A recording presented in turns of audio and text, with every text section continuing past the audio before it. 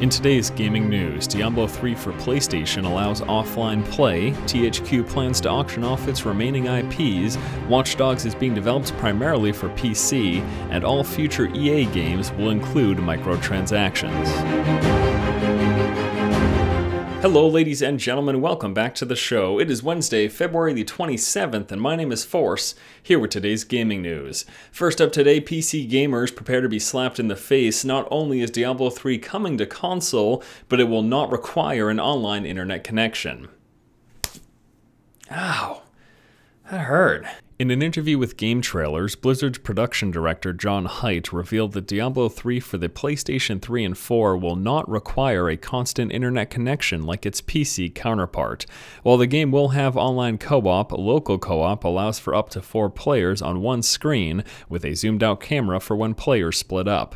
The PlayStation version also includes a new evasion ability allowing players to avoid certain enemies, and will not allow for cross-platform play. You know, it's not a big deal to me that Diablo 3 is coming to the PlayStation 3 and 4. In fact, I think it's a game that will do very well on that platform. My problem is the lack of always online internet connection, which was such a big deal for the PC version of the game. Now let's not kid ourselves. Probably the major reason why we needed to always be online was because of the auction house and Blizzard's desire for us to use it. But after that failed experiment and a huge negative response from the community, I think they've realized that if they try to push that on the console version, they're going to have problems there as well. In fact, I'm not even sure that an auction house is going to exist in that version of the game. I guess we'll have to wait and see. Next up in news, THQ plans to auction off the remainder of its IPs, including Darksiders and, I'm sure there's some others. Earlier this year, THQ auctioned off a majority of its IPs after filing for Chapter 11 bankruptcy. However, there were still quite a few left in limbo, including Darksiders, Red Faction, Homeworld, and the MX series. Today, the now-defunct company announced that a bidding process for these and any remaining IPs will begin on April 1st and last until April 15th. Much like the first THQ auction, I'll be looking forward to seeing where these IPs go and what companies decide to pick them up. Of course, I'll be keeping a keen eye on Darksiders because that is really a franchise that I'm invested in, and I still want to see that third and fourth game.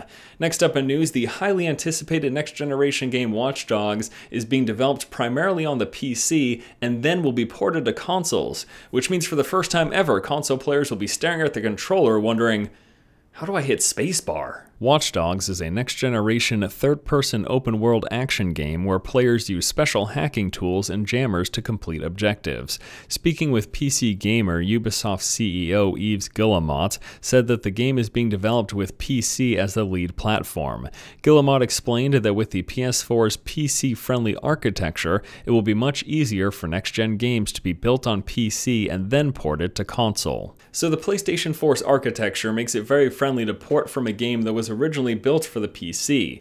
Now, if the next Xbox also has this in place, that could mean a really good situation for PC gamers. Mainly, the developers, a majority of the time, will build their games on the PC and then port it to console. Now, obviously, I don't hope for a crappy experience for any ports, whether it be from console to PC or vice versa, but it's good for PC gamers as we likely won't be on the short end of the stick nearly as much as we were in this generation.